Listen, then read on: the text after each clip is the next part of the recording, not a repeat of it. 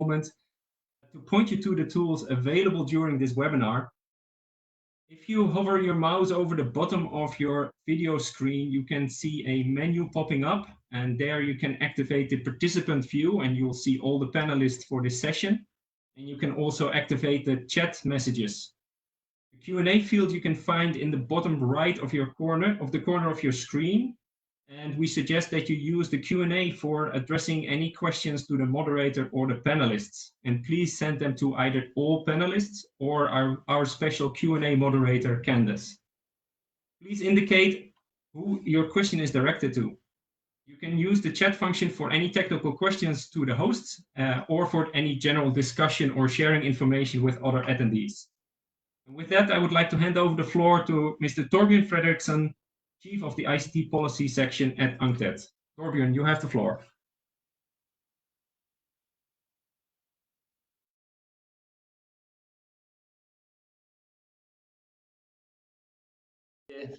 In our time zone, and good morning to others, and good afternoon or even good night to some people. Very welcome to this high-level dialogue on empowering women digital entrepreneurship for resilient economies. I will be moderating this session, and for those of you who are familiar with our normal e-commerce weeks, you will know that we always give emphasis to the gender dimension of e-commerce and the digital economy.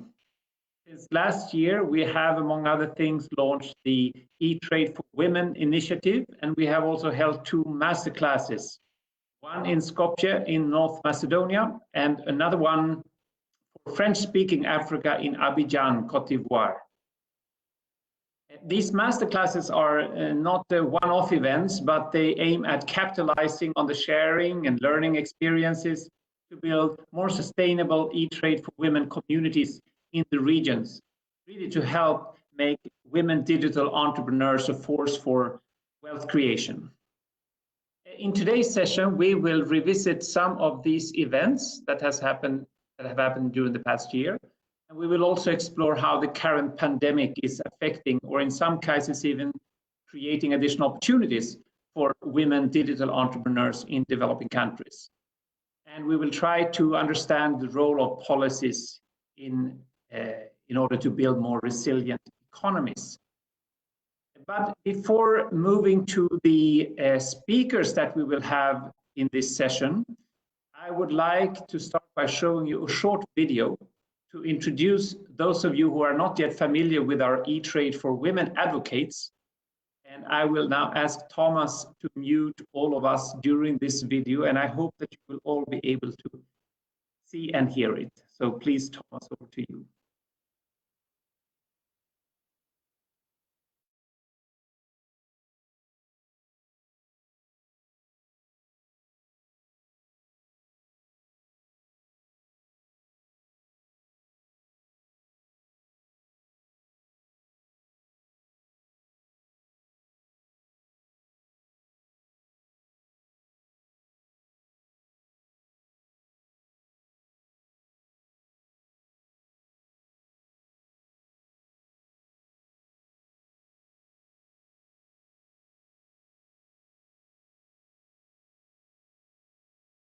Just gonna see if we have a bit of an issue here with the technology.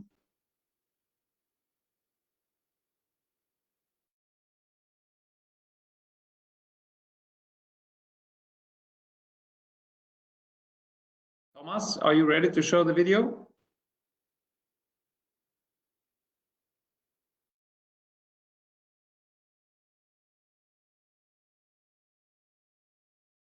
All right, we seem to have an issue with the video, so I think we'll come back to that in a little bit to see if we can run it, and we will move on now to look at the magnificent lineup of speakers that we have on board today and who will lead this dialogue. We have Mrs. Isabelle Durand, who is the Deputy Secretary General of UNCTAD. We have Her Excellency Ms. Monique Van Dalen, who is the Ambassador of the Kingdom of the Netherlands to the UN here in Geneva. And we are particularly happy to be co-organizing these sessions with the Netherlands, which is, of course, a key development partner for our work on the digital economy. I'm also extremely pleased and honored by having the presence of Her Excellency Nina Angelovska, who is the Minister of Finance of North Macedonia. Minister Angelovska is also one of our 7 e-Trade for Women advocates. We have also Ms. Patricia Zundi-Jiao, who is our 4th speaker. She is, among other things, the CEO and founder of Quick Cash, and also an e-Trade for Women advocate. Patricia is working out of Abidjan in Cote d'Ivoire.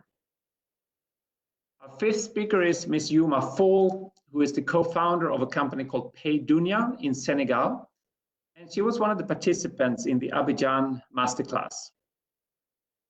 And finally, Ms. Maria Ristovska is a project manager at the Macedonian E-commerce Association, and she will share some insights from her region later in this session.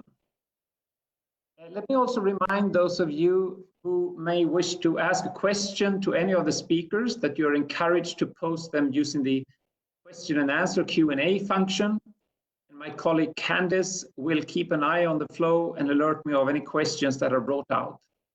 We will do our best to give adequate attention to them, but let me at the outset ask for your understanding if we fail to cover all of them in this session. With those brief introductory remarks, I would like to invite Madame Durand to make her opening remarks. Madame Durand, over to you. Thank you, Torbjörn, and good afternoon, good morning, or good evening to all of you. Because of there is no interpretation, I will speak in English, but if there are questions in French, of course I understand, and I can also answer in French for our colleagues who are French speakers. So it's a pleasure not to replace the video, but to welcome you in this session on empowering women digital entrepreneurs for resilient economies. 5 words that we have expressly chosen to summarize the challenge we face in the current situation. And the digital revolution has been underway prior to the pandemic, of course, but the digital transformation has leapfrogged during the last couple of weeks as digital technologies have provided means to mitigate some of the adverse impacts of this crisis. And it's exactly what we are doing today, sometimes with some small problems, and what millions of us are doing, delivering services thanks to telecommuting. That's also the case for our children receiving education through online learning, or for members of families in confinement to speak to each other. That's of course fine, but yet, while the digital economy offers several solutions, tools and services to help business deal with the COVID-19 crisis and speed up the global adoption of digital technology, there is a risk that this process widens the gap between the well and the not well or not so well connected. It is a fact that women compared to men have had fewer opportunities to use and benefit from the digital transformation. And the current pandemic affects the economic opportunities of women and men in different ways, and often more severely those of women. And it's therefore important to raise awareness about these inequalities so that gender-sensitive policies that for recovery are designed and women digital entrepreneurs are enabled to grow and prosper. And this is fully in line with the SG Guterres will to put women and girls at the center of the efforts to recover. So UNCTAD has set up a specific program that just Torbjörn mentioned, the e-Trade for Women initiative, to empower women digital entrepreneurs. And this program aims at making women a greater force for inclusive wealth creation in developing economies. And so it's a big network of advocates from different regions, regional master classes, and the building of local communities. e-Trade for Women empowers women digital entrepreneurs, makes them credible contributors to gender-responsive policies in the digital economy.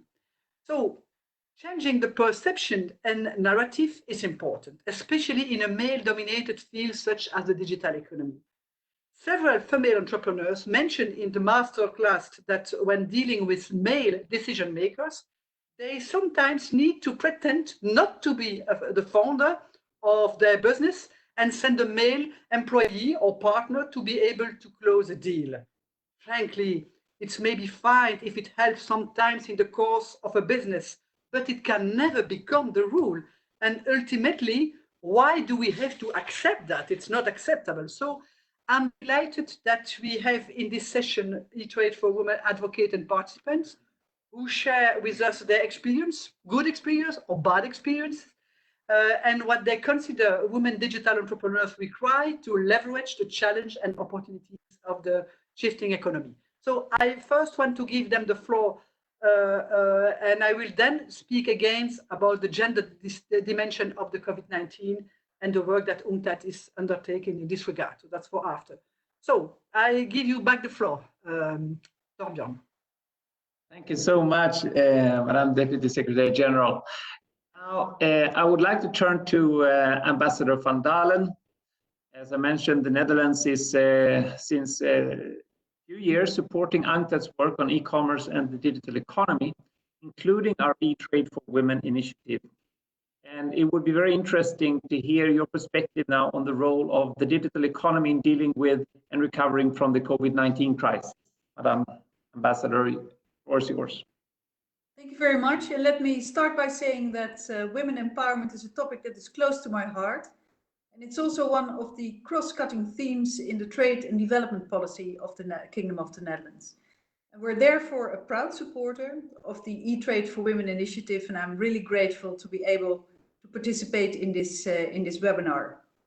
The importance of digitalization has grown exponentially over the past decades. The expansion of the digital economy creates excellent opportunities for sustainable and inclusive development. In particular, it provides great potential for developing countries and vulnerable groups to access new markets and to help improve economic and social outcomes. But positive outcomes are far from automatic. Whereas the Netherlands is honored to be again at the top of UNCTAD's Business to Consumer Index, many African countries find themselves at the bottom of the list. Therefore, the Netherlands works together with UNCTAD and ITC to support developing countries in reaping the benefits from digitalization.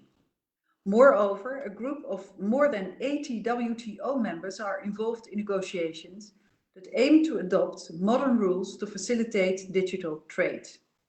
Among other things, rules on consumer protection, e-signatures, and the protection of personal data is being discussed. These rules should create, in particular, opportunities for the most vulnerable to benefit from digital trade. A few developing countries already participate in the discussions, with Burkina Faso as the most recent participant. And I invite colleagues from other developing countries to join the negotiations as well. What we are currently experiencing, the COVID-19 pandemic, this gives further impetus to the digital economy. The pandemic causes one of the most abrupt and impactful economic shocks in at least a generation. Shops, businesses, and borders are closed in developed and developing countries all around the world, with severe consequences for trade flows, global value change, and local economies. In this period of lockdowns and restrictions, digital trade and digital platforms are more than ever essential for our economies and societies. They really make the world go round. Meetings in Geneva continue in a virtual manner as we speak, and even virtual coffee corners are established to catch up with colleagues. Also, in developing countries, new possibilities for the ordering of fresh food and safe and contactless payments are launched. And I'm looking forward to hear many more inspiring examples from the women entrepreneurs that are with us today, in the panel, but also in the public.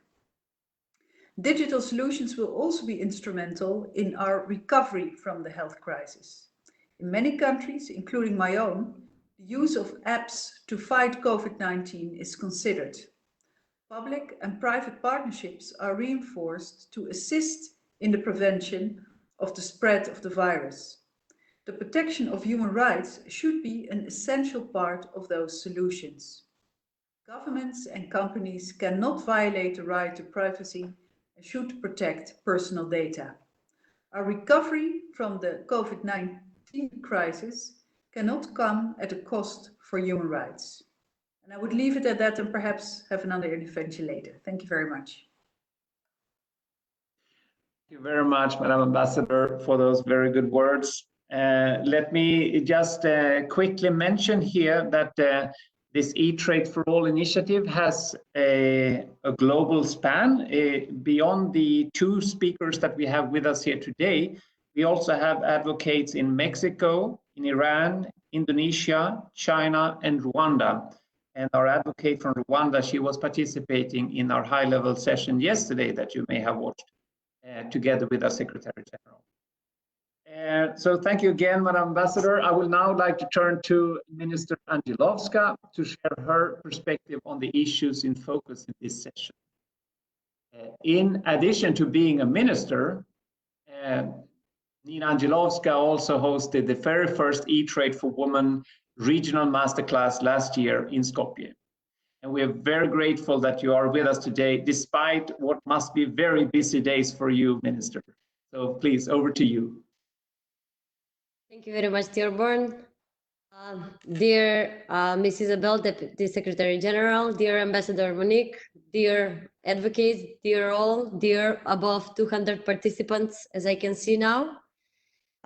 First of all, let me say that I hope you're all safe and sound. I hope that your loved ones are all safe, that you're taking good care of yourself. And let me express my condolences to any of you participating in this call that might have friends or family that have lost their lives in these difficult times as we are fighting this strange monster and the invisible enemy. I know that maybe all of us want to wake up tomorrow and say that the nightmare has been all a nightmare. Maybe we would wish to wake up in Geneva and participate in the e-commerce week in person. But unfortunately, this is the reality. This is the new reality. And we are slowly getting used to the new normal. This is the first e-commerce week in the true sense of everything digital.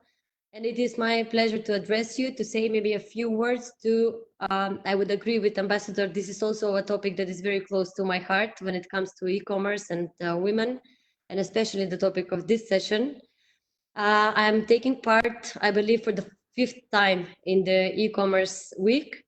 And I want to thank again the UNCTAD team and Tjorborg and everybody for recognizing me, even before coming Minister of Finance, as one of the 7 advocates, and for giving me the opportunity to host and organize the first masterclass of the series here in North Macedonia. Maria, the project manager of the association, will briefly share with you more details regarding how the masterclass went and what is the impact and the connections. I think that we are all aware that we are really facing the biggest crisis. COVID-19 has affected our lives, our health systems, our economies. We're all struggling, finding our ways how to tackle the challenges, how to deal in the best possible manner. And as they say, each crisis brings opportunities. I think that the most obvious opportunity that this crisis has is the one for the digital technologies, for e-commerce and women. They are now becoming more important than ever. And in the light of optimism, if I have to address one thing, and my key message would be that there will be no other challenge like this for the world, but there will be also no other opportunity like this one for e-commerce and women. So I think we have to be smart and embrace this opportunity because if we have been saying that the world is changing very fast with the new technologies, that technologies are empowering women and are helping bridging the divide, I think that this crisis will put this fast changing mode in even greater speed or in 5th gear, how things will even change faster now. Because now it's not a matter of choice if people will choose between physical or digital, but it's the only way of doing business, of communicating, or of shopping, of doing the daily things that we do. With all the, now being as a member of the government, with all the restrictive measures that our government has been undertaken, and of course other governments were putting the health above the economy in their systems, we have been taking measures for social distancing. We, at the same time, have been taking measures to enable technologies, to enable new ways of working. We have made some decrease in this emergency state for electronic invoices, for all other regulatory aspects that enable this new digital world and way of functioning. The data that I got from the Macedonian E-commerce Association is interesting to share now in this session, and the topic of e-commerce is that during March in our country, we have had newly opened e-shops in the same number that there were in the whole 2019, only in March. Grocery stores, especially supermarkets who are selling online, are noting above 8 to 10 times higher sales during this period that the crisis has begun and that we took the restrictive measures. So I think there is no doubt that this is the right time for e-commerce to show its potential and to flourish. The habits of people are changing. Payment cards are being adopted. Pensioners are even now not withdrawing cash. They are beginning to pay with their cards. So we are already noticing these changes. And I believe that it's not a matter of question whether this world will be the same after the crisis or not, because it won't be the same definitely. But it's the question of how smarter, how more difficult, how different, and how much better it will be after the crisis.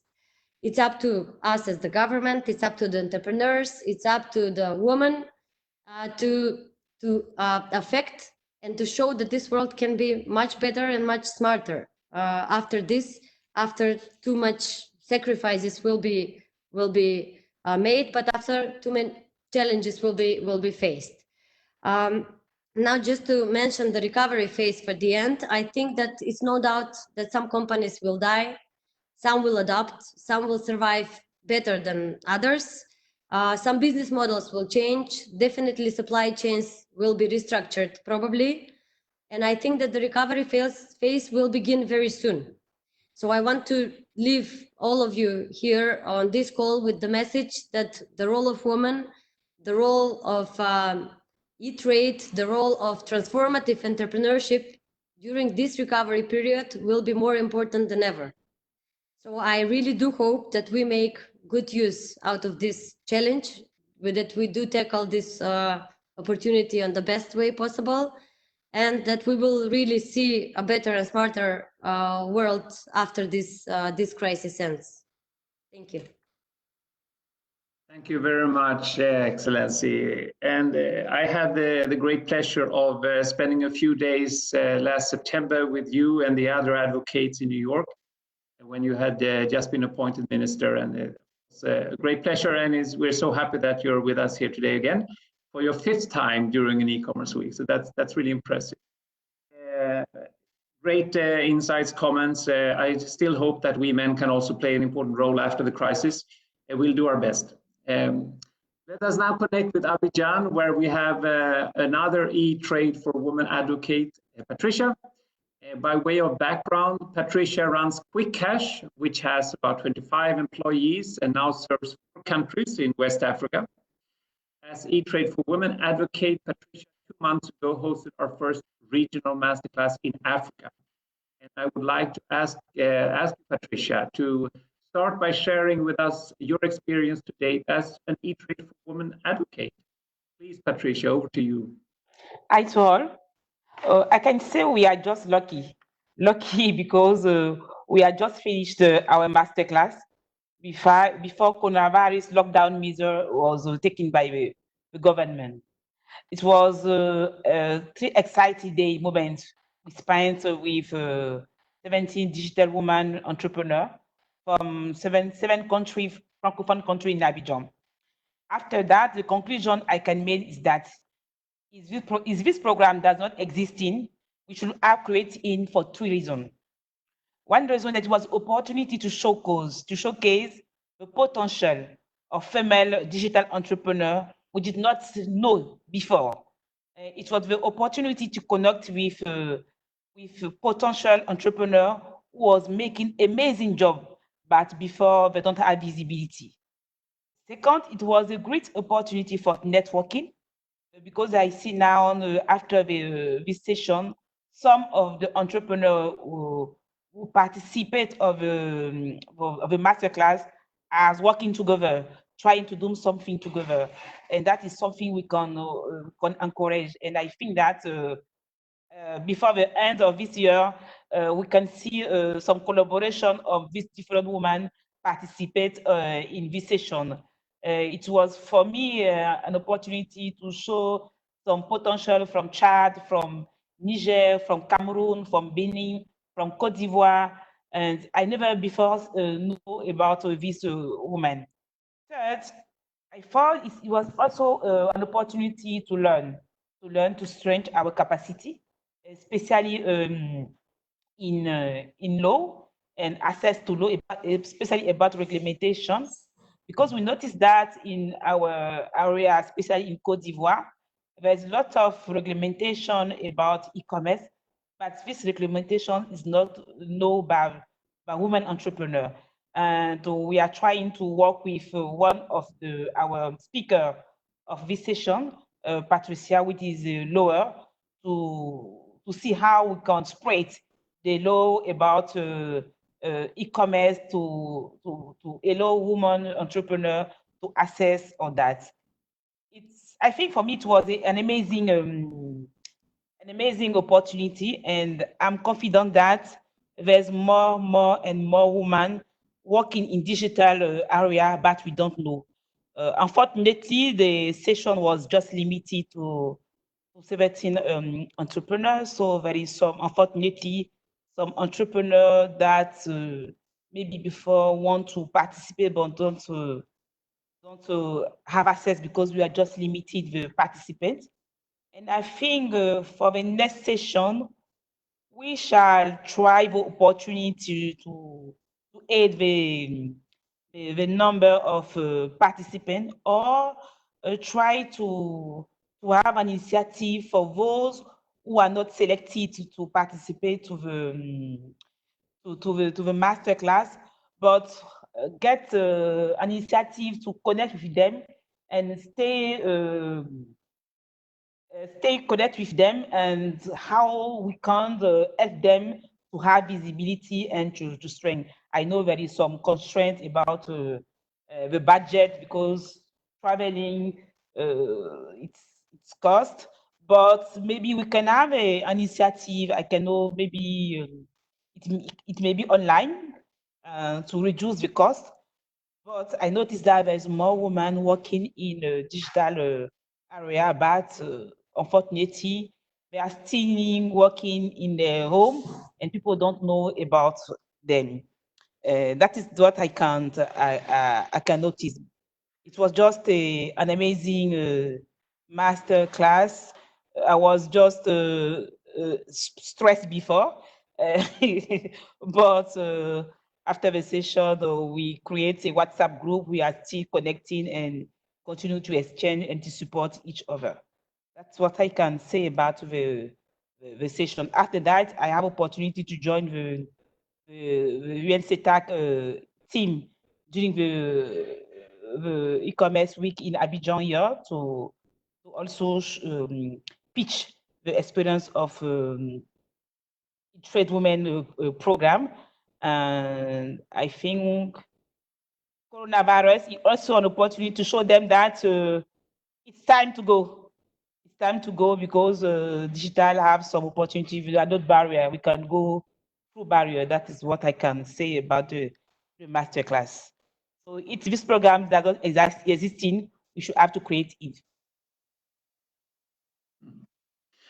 Thank you so much, Patricia, and I hope all of you who are participating in this webinar will have gotten a flavor now of the power of these E-Trade for Women advocates, having listened to both Nina and Patricia here and Clarice yesterday. Unfortunately, we were not able to gather all our E-Trade for Women advocates in person this year, but we hope that there will be an opportunity for that in the near future. Thank you so much also, Patricia, for your good suggestions on how we can further strengthen the role of the masterclasses and the communities that we develop with women digital entrepreneurs.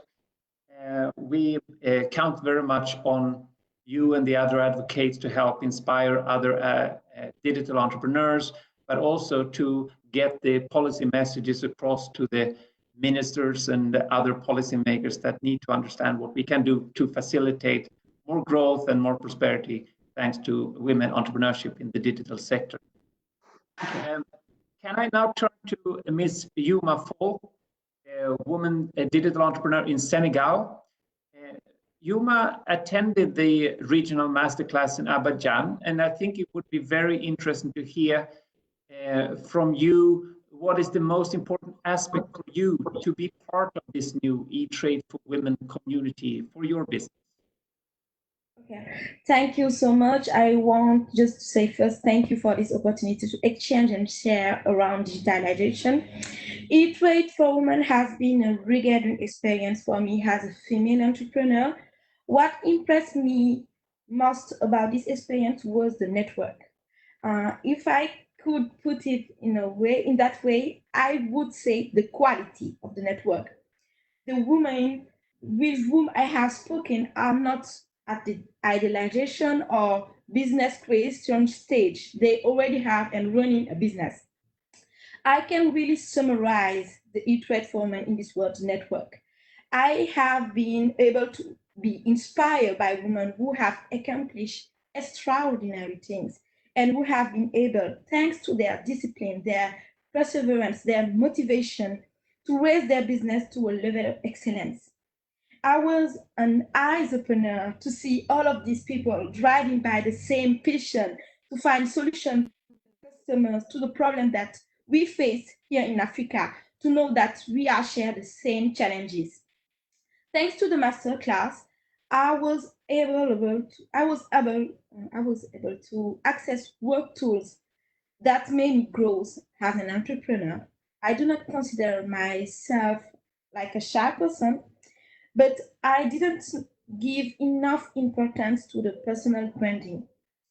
And with this masterclass, I know that as a business manager, it is important to put myself forward, to build partnership, or just to have new kind of opportunities around me.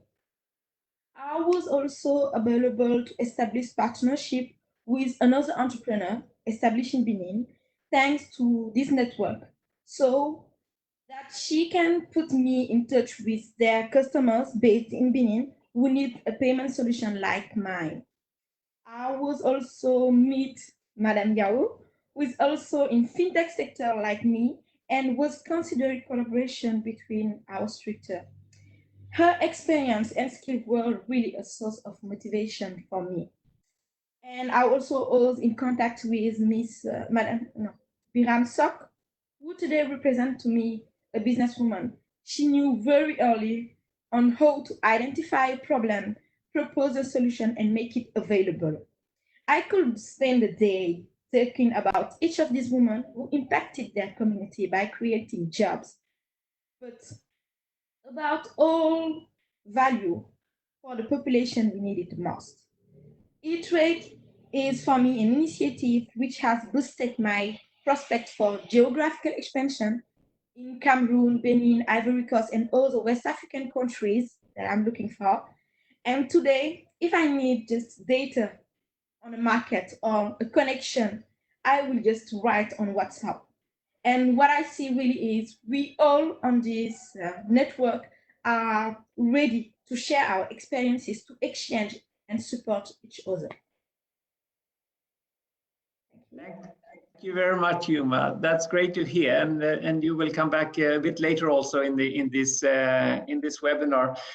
Maybe I can just mention also that we were grateful to the Netherlands for having been strong supporters not only of the overall program but also of the master classes in Skopje and in Abidjan. And it really works well to work with you as a partner in this context. And I think what Yuma just said shows the value of having really extraordinary digital entrepreneurs coming together, not just to tell each other what they're doing, but also to learn and share and pick up good ideas and find new partners. I would like to check with Thomas if we could run the video now so that you can get a flavor of some of the other advocates that we have in the network. It looks promising.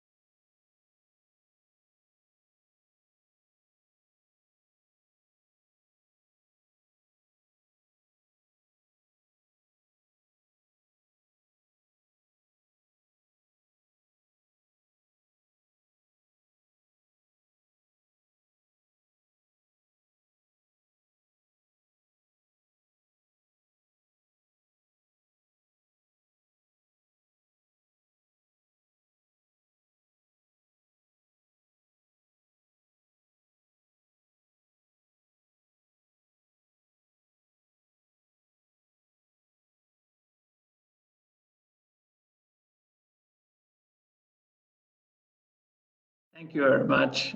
I hope you enjoy that video to give you a flavor. We are only in the beginning of this journey together, and we're looking for further opportunities for partner with donors, with the member states, with the organizations. We are already benefiting a lot from our interaction with our eTrade for All partners in this context. So now let me turn back to the script, and in the next part of this session, we would like to devote some more attention to the current pandemic and its implications for women empowerment in the digital economy. And I would like to start by re-inviting our Deputy Secretary General to share your thoughts on this. What does the gender dimension look like in the context of the pandemic in your view, and how are we here in UNCTAD responding? Thank you, Torbjörn. Yes, it's true that the pandemic has, of course, not gender-neutral effects, and it affects men and women differently. And I would like to show with some examples, because we know that even physically, women are less affected, but they are more affected by the economic consequences of the crisis, not by the pandemic as such, but by the economic consequences. First of all, a lot of them are in risk to lose a job because they are more temporary employment. That's one thing. Secondly, there are more than half of the women are working on part-time basis, which is also something which is not helpful when you have to have a buffer or to redress after a crisis. In developing countries, we know that, of course, the informal economy doesn't provide any social protection. And we know how this informal sector is important for women, not only in agricultural sector, but also in non-agricultural sector. For instance, in South Asia, 80% of the women in non-agricultural sector are employed or are working in the informal sector. 74% in Africa and more or less 54% in Latin America. We know also that the women are more affected by confinement measures, because of course they are taking care of a disproportionate share of childcare and household tasks. Some women, especially in the poor countries or in the poor cities, have to choose between work or confinement, protect against the pandemic, or privileged to earn daily wage, which is also something which is really not very fair. We know also that the service sector is really affected, and this services sector is especially a sector where women are overrepresented. 55% of women compare 44% for men. So it's why the answer that we will give to the crisis could not be gender blind. It has to be gender oriented in order to support better. And if I look at the previous crisis, 2008, after the financial crisis, what was done in order to support or to help or to support sector, it was especially to the biggest sector. And the biggest sector are more or less male oriented. And a lot of all sector where women are all very representative is a female intensive sector where a little bit not enough supported, for instance, in teaching, in nursing, in public services, etc. And we know today we applaud every evening for nurses, etc. How this sector where women are, where female intensive sector, those in this sector, it's very important to support them. Secondly, we know that we have to include in the recovering informal, part-time and seasonal workers, because women are really represented in this group. We have also to focus on some sector, for instance, hospitalities, food, tourism. We know how many women are working in this sector, and really supporting, especially this sector, will be a way to support women. And finally, I think that we have also in the digital sector to give some support to the digital entrepreneurs. And what we just heard from this fantastic, passionate woman that we just listened to, it's really a way to show how they are strong, how they are enthusiastic, and how they are powerful if they are supported in the sector of in the digital sector as support of the activity that they have to start or to continue. So it's why that those figures or those characteristics impose that we could have not a blind gender recovering, but a gender recovering which is really gender oriented, even if we have not enough disaggregated data, etc. It's not a reason not to really work on that. Up to you, Torbjörn. Thank you, DSG. Excellent.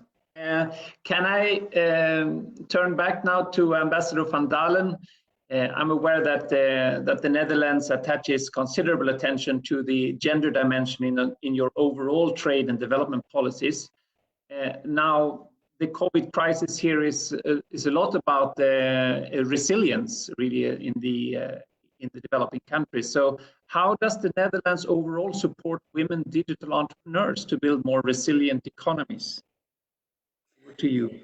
Thank you very much. Yeah, I think it's both resilience and also chances in a way, yeah? Opportunities.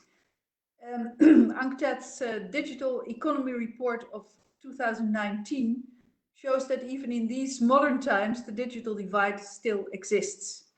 Women, especially in the least developed countries, are less connected to the internet than men. Women have less opportunities to engage in digital trade, I said it already.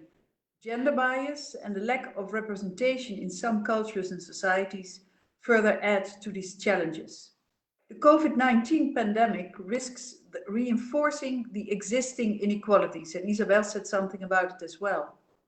And as was mentioned by Secretary General Guterres, the pandemic shows us that the need to redouble our efforts to build more inclusive and sustainable economies still exists.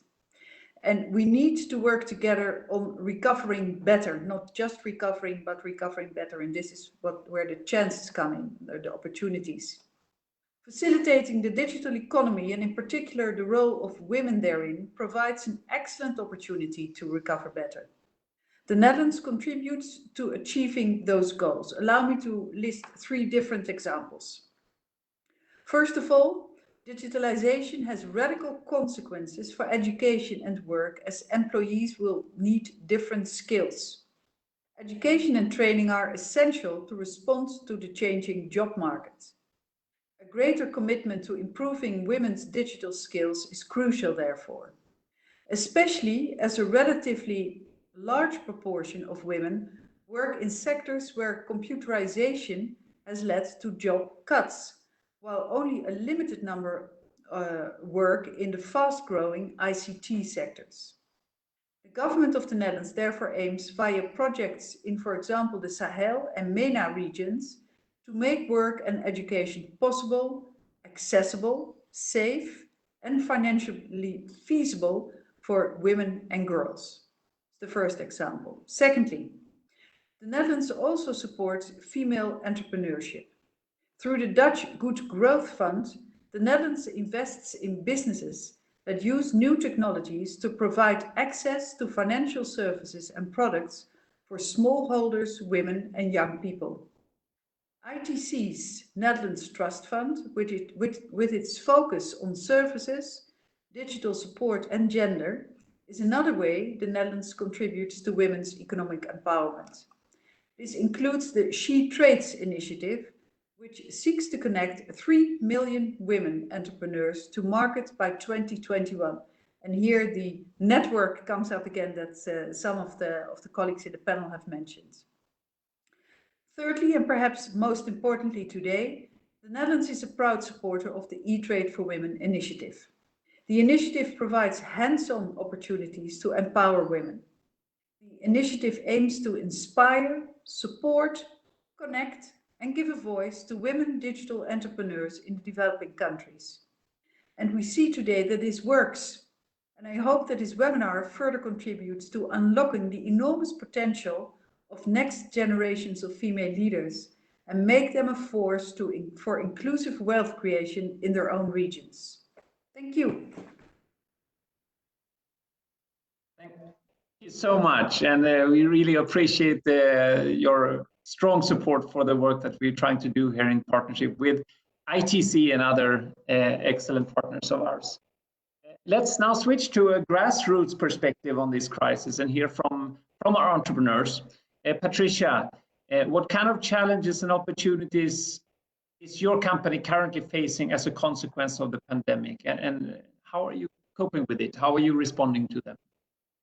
The government had just announced in 48 hours we have to close the shop, close the market, lockdown, but not a measure to do how. Donc it was a period of questioning how, why, when. And the answer didn't come now because we have some employees, we are working in some project, and the decision is just coming like I was some intern from France who was working in a project here, so we have to go to return to their country before the border of the airport are to close.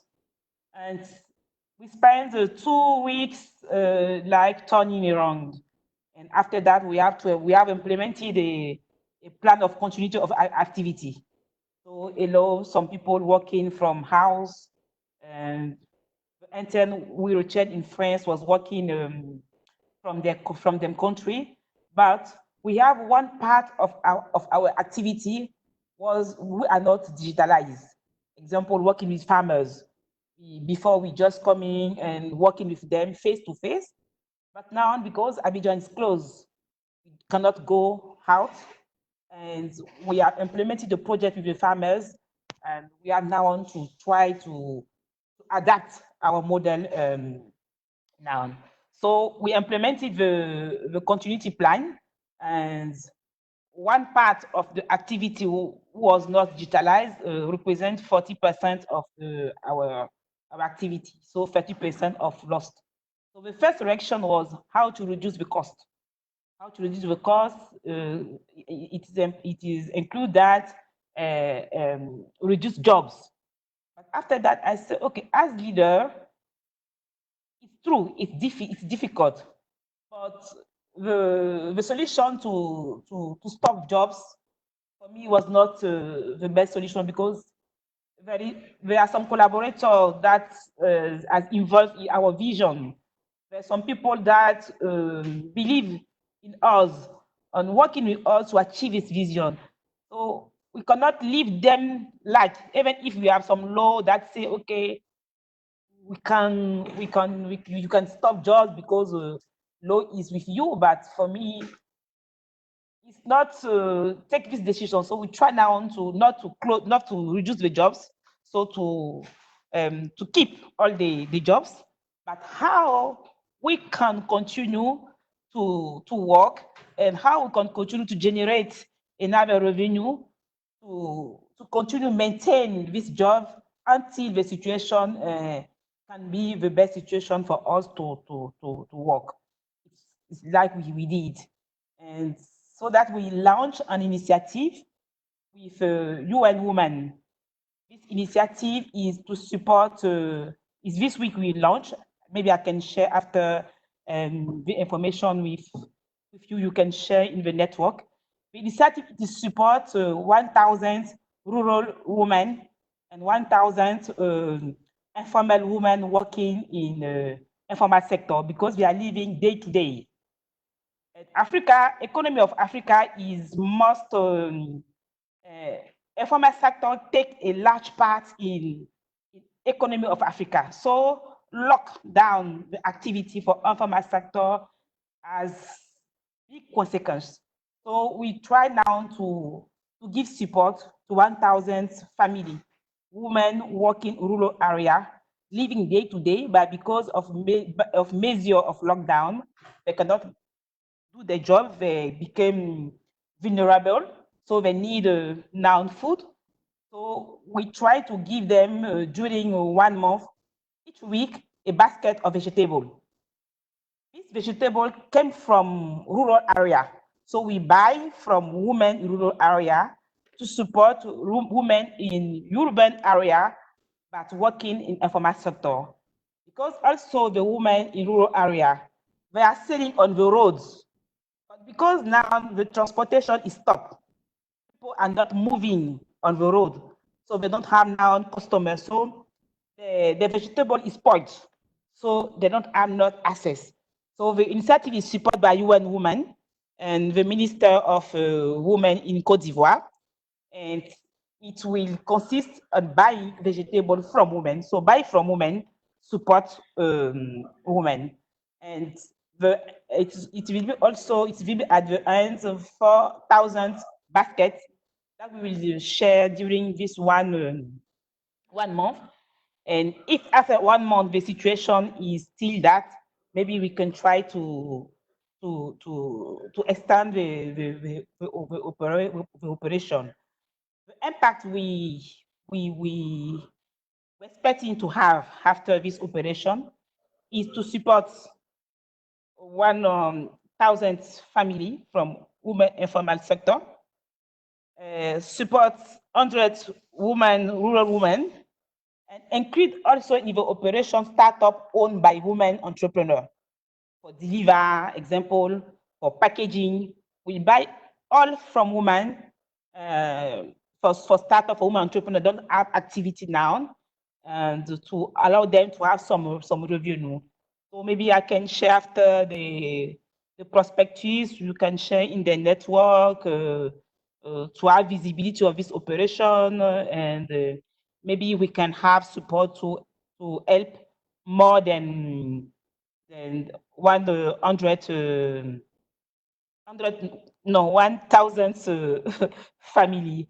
We also will support 100 family from medical for doctor medical. We are also in the front to face this coronavirus.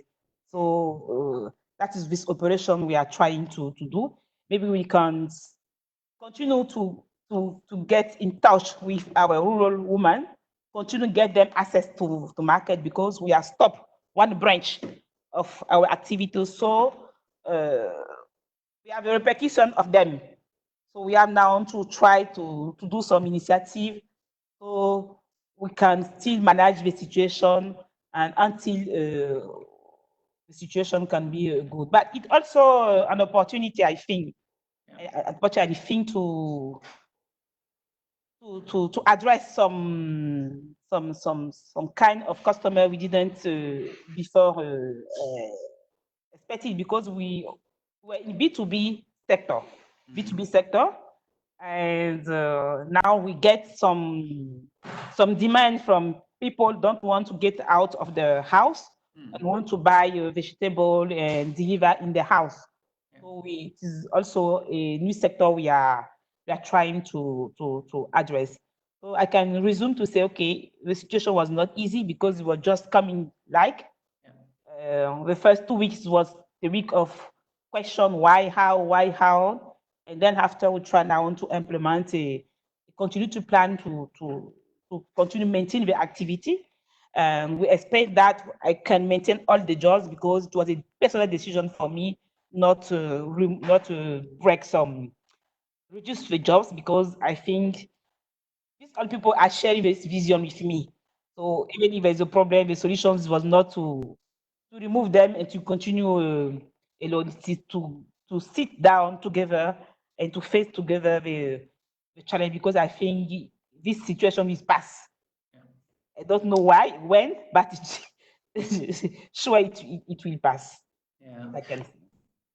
Thank you so much, Patricia. It's a very interesting example of how you managed to connect the dots of the different stakeholders here, the women in different parts of society. I would encourage you, perhaps already during this webinar, to post some links if you have anything to the initiative on the chat function for this webinar, so that at least people that here are able to be aware of it, and then we'll be happy to share that more widely after the webinar as well, of course. Thank you so much, Patricia. Can I bring in Yuma now and ask you the same question? Basically, how are you coping with the challenges of the crisis? Do you see only downsides, or are there also upsides now, you being a digital entrepreneur? At the beginning of this crisis, within a week, we just lost almost 70% of the company's customers. They just stopped their activities. Many of our customers were in the tourism industry, one of the hardest hit by the pandemic, and no longer require the company's services, which include mobile payment solution. And like as a startup in a fast-moving competitive market, We have overcome many challenges, but nothing prepared us for something like this. At the beginning, we just start like all enterprise by sanitizing, by social distancing. And when Senegal has its first case of coronavirus, we decide to divide the enterprise by two groups. For example, we have two signatories for the company, the CEO and I, and we do not share the same building. And we also try to do the same for each position in the company to finally just start the teleworking. Today is our 6th week of teleworking. We you should know that Spedunia actually we are more than 50 employees, and the organization was just very difficult the first week of teleworking. In addition to all the loss that of our turnover due to the virus, and there also the lack of commitment, there was also the lack of commitment from certain employees who took this teleworking like vacation. It was really complicated. We just decided to make morning calls every morning, and our habits like team, we did every Friday a team meeting where all people on the enterprise explain themselves on what they did and what they will do the next week. We just start to digitalize all this meeting with Hangout and Zoom. And just like as some doors are closed or they begin to open, with the social distancing and the heightening concern for hygiene, about cash transaction, some businesses start to calling us. We start to receive phone calls for businesses who desperately need digital payment solution. And many of them were in real new sectors for us, such as schools, church, or mosque. And we have implemented also some kind of action for our customer. We just stop, we refund some invoice for the customer who stopped their activity, all the invoice from March. We also help some customers who are working on logistic and transport to give them sanitization, to give them gloves, to give them masks. We have implementing a real continuity plan, and we hope maybe a recovery toward to the end of June, maybe. And we also hope that at the end of June, maybe the beginning of July, we will take advantage of all these new cashless habits from customers, because we know that now they are a little bit scared, but all this business will start again, and we just hope that we will have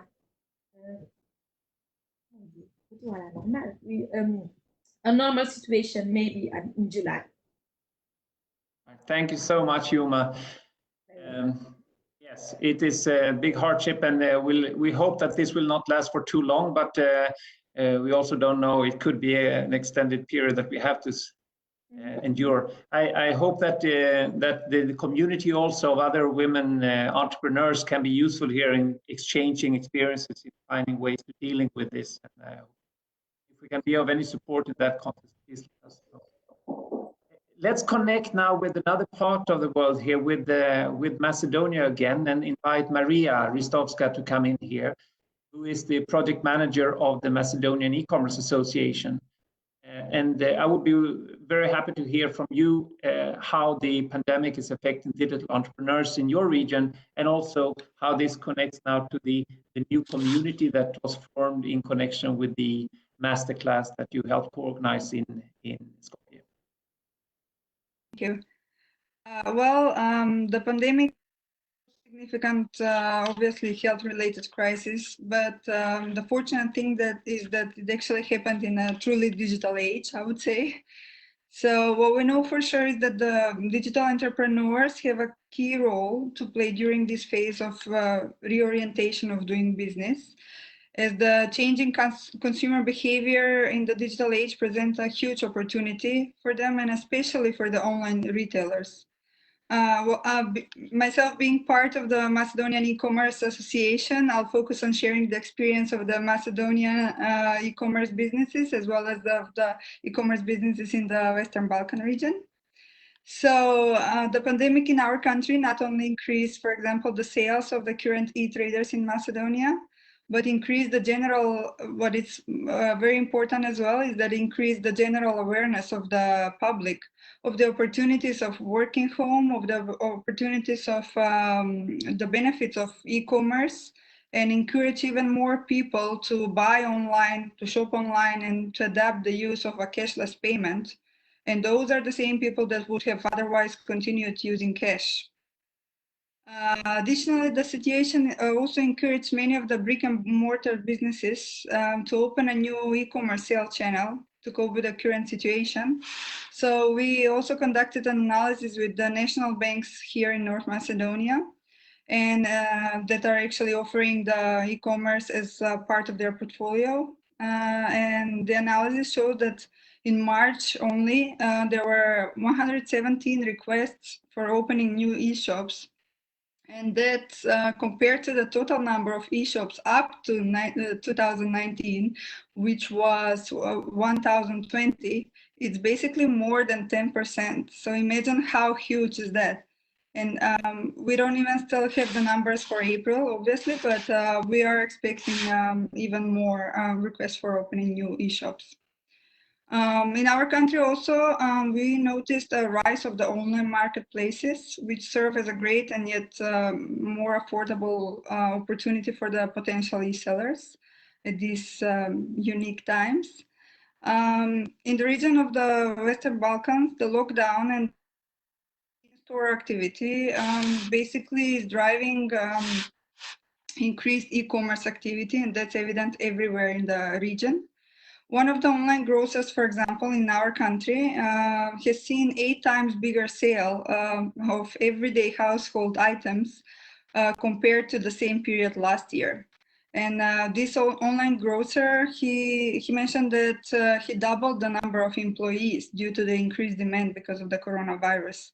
So, however, it's not, I mean, there are some things that especially e-traders or e-sellers have to focus on, and especially to maintain the consumer trust and to demonstrate good health in their team members, obviously, and to offer a contactless delivery option to minimize the human contact. Of course, the businesses also face challenges besides these opportunities that I've mentioned before, especially because some of them are dealing with delayed deliveries due to the overwhelmed logistic providers, overwhelmed workers, and even out of stock items because of the increased demand. And most of the businesses now strategies as well. Including those potentially slowing down fast shipping strategies, and in order to keep the surging demand and to keep their workers safe, which is #1 priority. In short, the key finding for the sellers at this point will be to keep their products in stock, and they also need to be transparent with their consumers, which is super important. And if there's going to be any delays, especially, and because a shift toward the online shopping among the population could provide a short-term boost for the sellers at this point. However, in longer term, it may also increase sales if the customers continue online shopping after the outbreaks subsides. So this is a very important thing that all the traders need to focus on. So that will be all. Thank you. Thank you so much, Maria. Thank you for bringing that update from Maria. And I think this is partly what we see around the world, actually, how, at least in some sense, e-commerce is really picking up in this crisis situation. I think this may be a good time for me to check with Candace. And for those of you who don't know Candace, you saw her in this short video as a program coordinator for the E-Trade for Women. Have we received any questions through the Q&A function, Candace? Yes, we have. So could you read out a few of them? So the first one is, what model can we use to get more women e-commerce ready? How do we go about it? Okay, was it directed to any particular speaker or? Not specifically, maybe several speakers can address it. Mm-hmm. We also have another question from, a very nice question from Laetitia from Laetitia Jeanne Bertrand, who congratulates UNTAD for e-trade for women and would like to know if e-trade for women advocate may represent any nationality in the world. And last but not least, from Azarsa Besad, sorry if I don't pronounce well, is asking what are the main obstacles to overcome such divide and overcome difficulties of e-commerce and digital trade? All right. So these are quite broad questions. So I think I will perhaps start by reaching out to our entrepreneurs here to see if you can want to share your reflections on the questions that that were posed. Patricia, may I start with you in Abidjan? I want to give an answer for the question about the challenges we are facing about e-commerce. I think the most challenges about the ecosystem of e-commerce that are not ready in our country because it suppose logistics for deliver, it suppose payment available, it suppose internet accessible to all. So it's a challenge of ecosystem. Uh, we are still in the economy of cash in my country. We are trying to go to cash payment, but the reality that we are still in economy of cash. That is one of the barrier we have faced. We have also some about cyber criminality. People are afraid about using the cards of the digital payment because they are afraid about hacking the access of the card. So we have to reassure them that we have some infrastructure with all the security and they can push us with the cards without have some fear. Access of internet still in Abidjan, okay, but if you go out of in Abidjan, access to internet is still a challenge for us. If you don't have access to internet, it's difficult to develop e-commerce.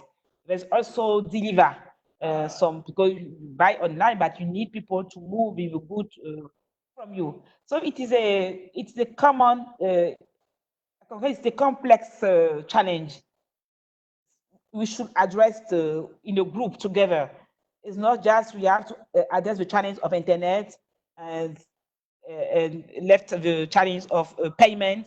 So we have to address take the problem in globality and try to solve in globality so that we can we can push people to go to internet and we have to e-commerce and we are also the barrier of literary education. Most of people don't have access to education, so pushage online from them is a risk for them. So it is a common challenge, but it's also some challenge that we can face. So we need to address the problem in the globality and to know how we can solve each problem to make e-commerce a good day in Africa. So I can resume access to internet as ecosystem is not yet ready. The different actor ecosystem is not yet ready. So some actors are established small to small, but I think that the process is going and we see some effort the government has done from infrastructure to improve access to internet. We need to, it's not enough. No. It's not enough, but we can say do some effort, but it's still, the need is still, yeah.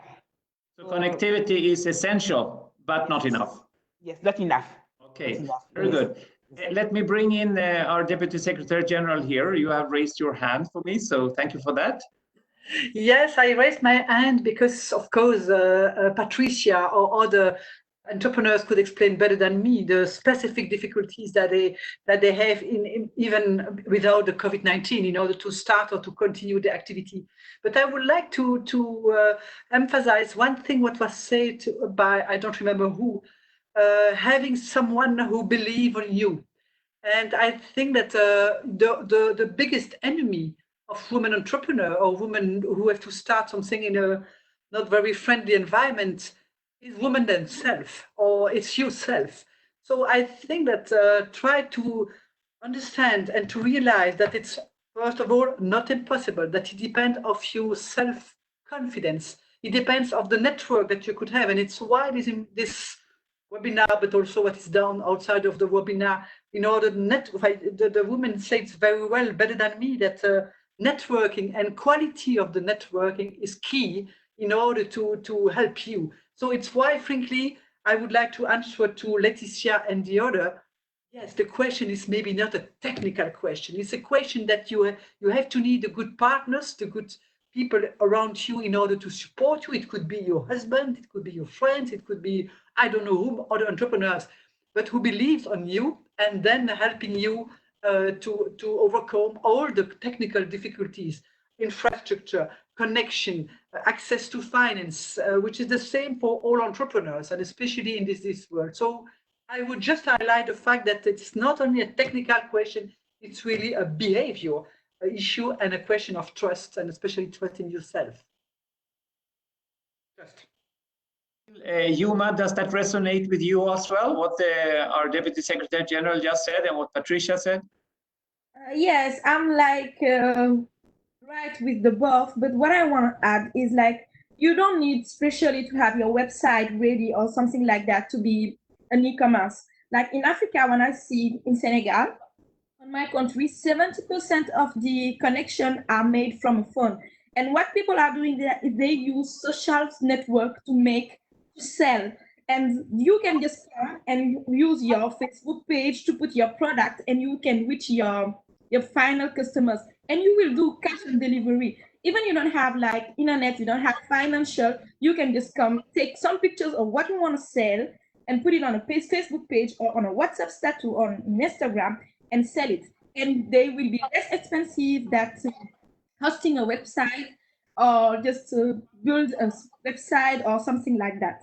And I think that, like the ambassador said, you just need to believe in yourself and start somewhere. There will all time have challenges. Like an entrepreneur, you will see a lot of challenges, but you need to start somewhere, is what I believe. I would like to be able to continue this this dialogue for much longer, but unfortunately we have a limited time for at our disposal. So I would like actually to spend the last part of this session now to go back to all panelists to reflect upon what we have discussed today, and also to share the most important messages that you would like to take away from this dialogue, and perhaps point to some future activities that we should keep in mind as we try to further strengthen the network here of e-trade advocates and women entrepreneurs around the world in this area of e-trade and digital economy. And I would like to perhaps first turn to the Ambassador van Dalen to listen to your remarks in this area. Please.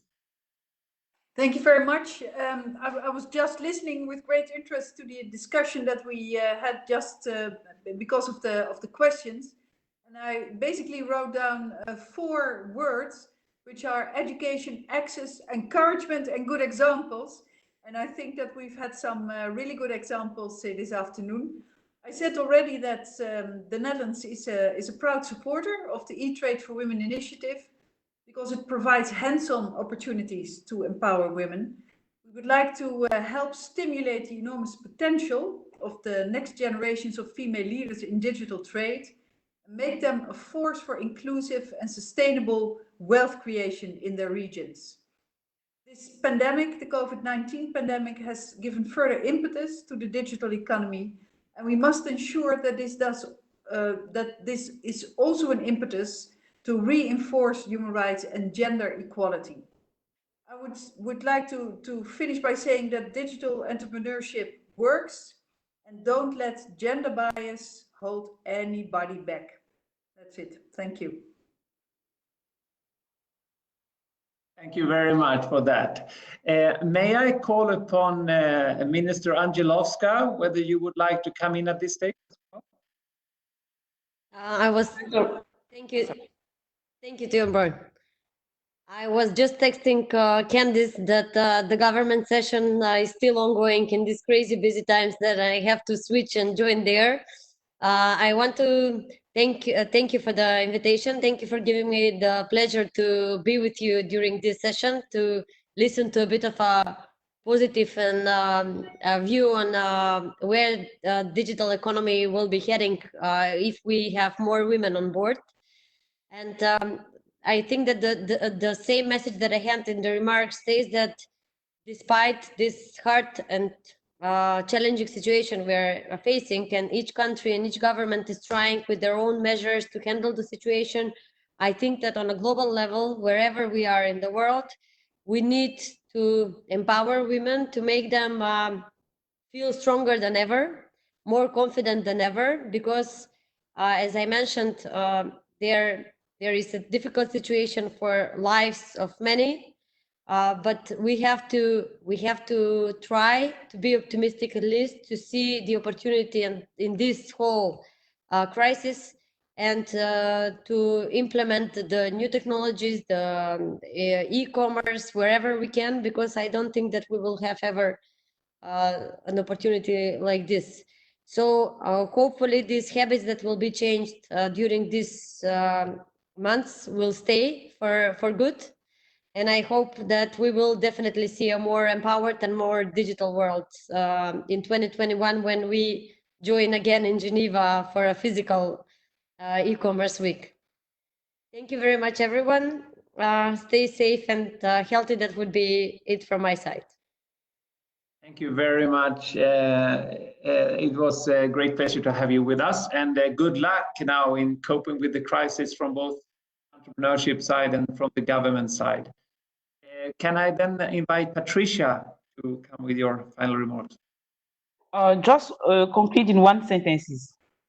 Women maybe miss out on the industrial revolution, but the digital revolution should not be missed. We have to go.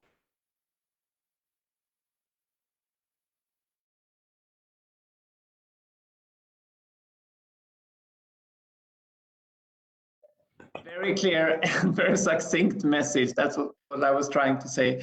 Thank you so much, Patricia, and thank you for sharing all your wisdom and experiences with us today.